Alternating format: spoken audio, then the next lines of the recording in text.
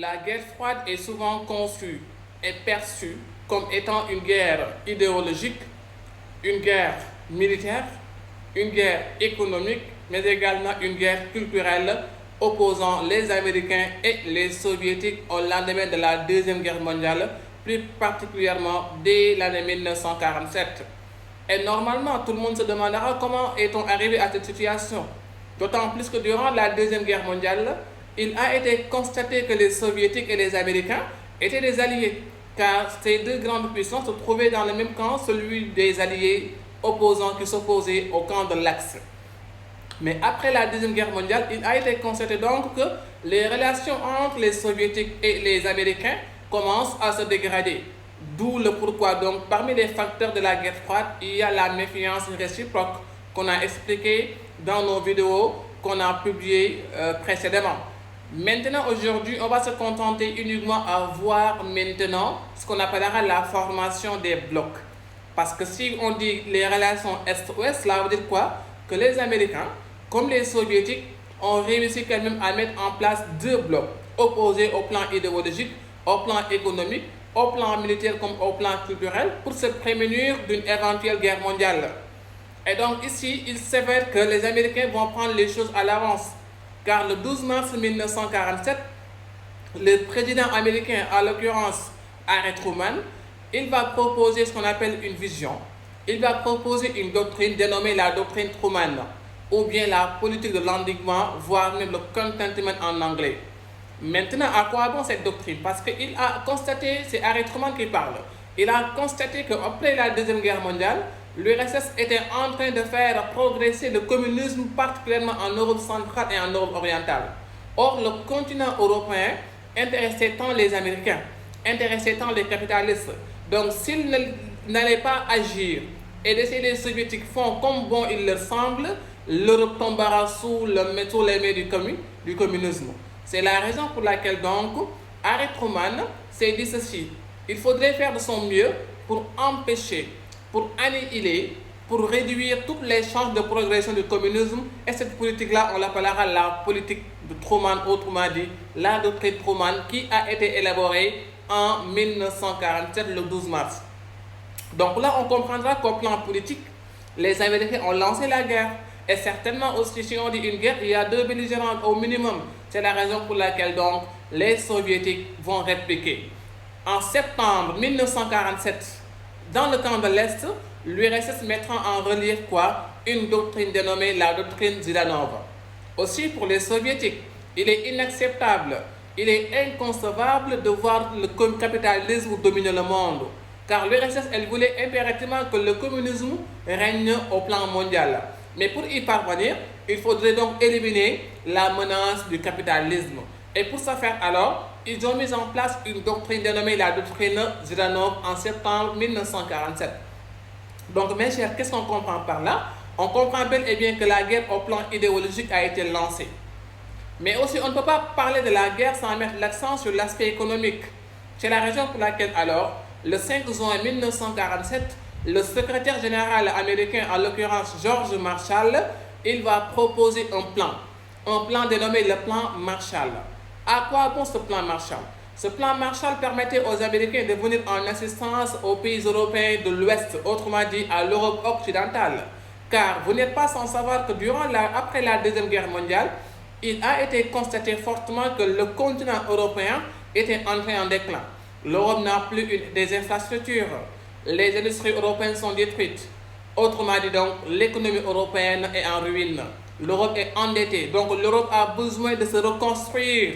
Et pour y parvenir donc, les Américains vont leur proposer une aide qui est conditionnée, une aide dénommée le plan Marshall, qui est une aide évaluée environ à 13 milliards de dollars, que les Américains donc devaient verser sur l'Europe occidentale afin de les permettre de se redresser, de se reconstruire.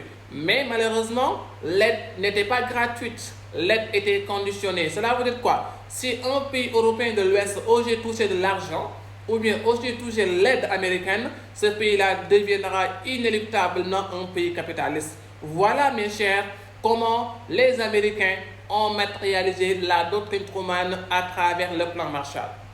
Mais aussi en 1948, dans le cadre du camp de l'Ouest, les Américains vont mettre en place une grande organisation que vous connaissez sous le nom de l'OSCE, l'Organisation européenne pour la coopération économique, qui a été mise en place en 1948.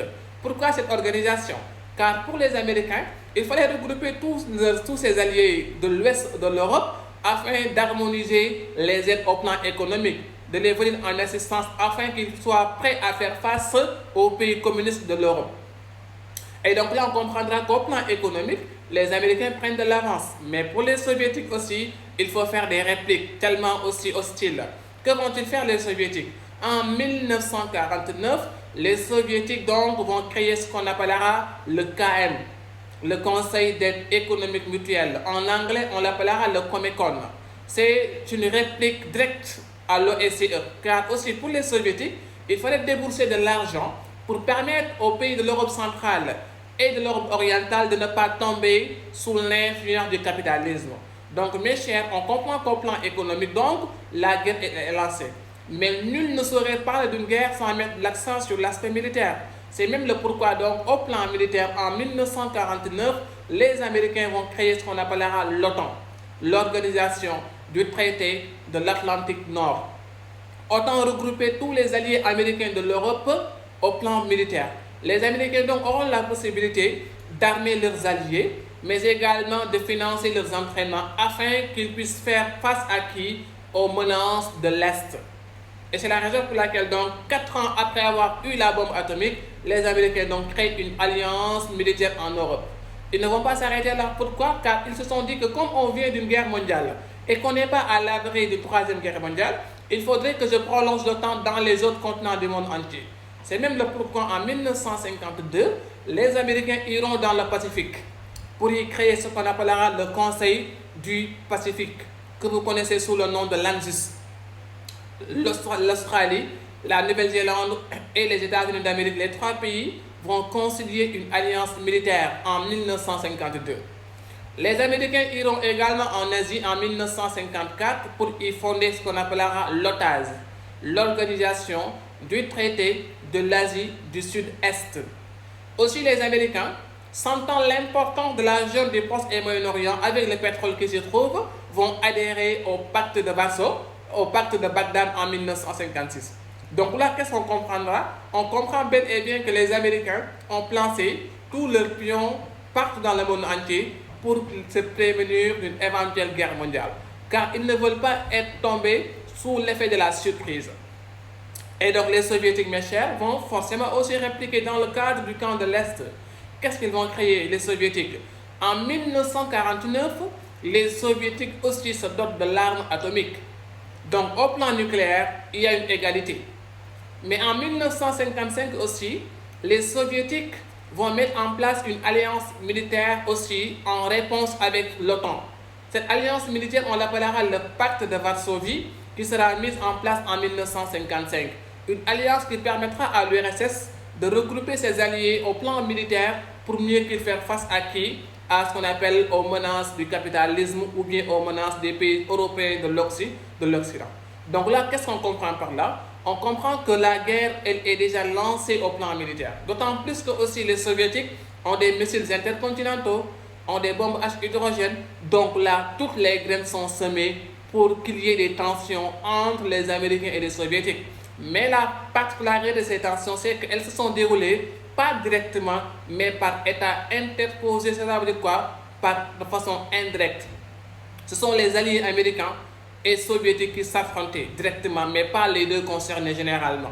C'est tout le pourquoi, dès 1948, des tensions vont surgir et qu'on aura des tensions dans les relations Est-Ouest dès 1948, en l'occurrence avec la crise du blocus de Berlin, mais également avec la guerre civile coréenne, comme également la guerre civile chinoise. Certainement, ces événements seront l'objet de notre prochaine publication. D'ici là, portez-vous bien.